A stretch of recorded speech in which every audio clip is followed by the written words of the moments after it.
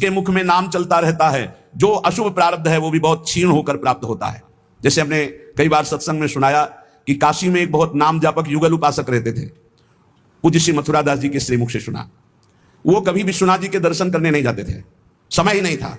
जो उपासक एकांतिक भजनानंदी है उसको समय नहीं होता अपने ठाकुर सेवा, अपनी दिनचर्या, तो उनको कभी ऐसा महसूस भी नहीं होता कि हम प्रभु से अलग है, क्योंकि प्रभु के नाम रूप लीला धाम में हर समय चित्त जुड़ा रहता है। तो काशी विश्वनाथ जी की जो सेवा के प्रधान थे वो बहुत बड़े ज्योतिषाचार्य थे। उनके मन में एक जलन हुई कि ये काशी में रहकर विश्वेश्वर विश्वनाथ के दर्शन करने नहीं आते और बड़े वैष्णव हैं, भगत हैं।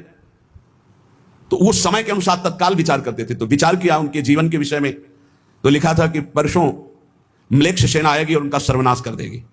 तो उनका हाँ, विश्वनाथ जी के दर्शन न करने से अशुभों का नाश नहीं होता, जरूर इनको अशुभ भोगना पड़ेगा। और वो नाम जापक थे, उनका प्रारब्ध था। उन्होंने ज्योतिष के द्वारा विचारा और परसों गए।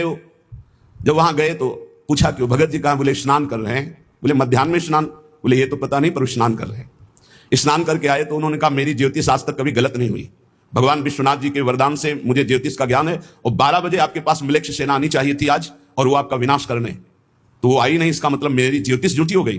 बोले नहीं, आपकी ज्योतिष झूठी नहीं हुई, म्लेच्छ सेना आई थी। बोले यहाँ तो सब यथावत है।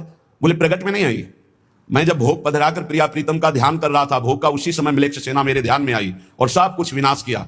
फिर मेरा ध्यान टूटा तो हमने सोचा चलो प्रगट में ना सही भाव में तो आई, तो इसीलिए स्नान करने गए थे, अब भोग उसारेंगे ठाकुर जी का। ये है ठाकुर सेवा और नाम जप का प्रभाव कि अशुभों को भाव में मिटा दिया, स्वप्न में मिटा दिया, या थोड़ा बड़ा कष्ट देके मिटा दिया।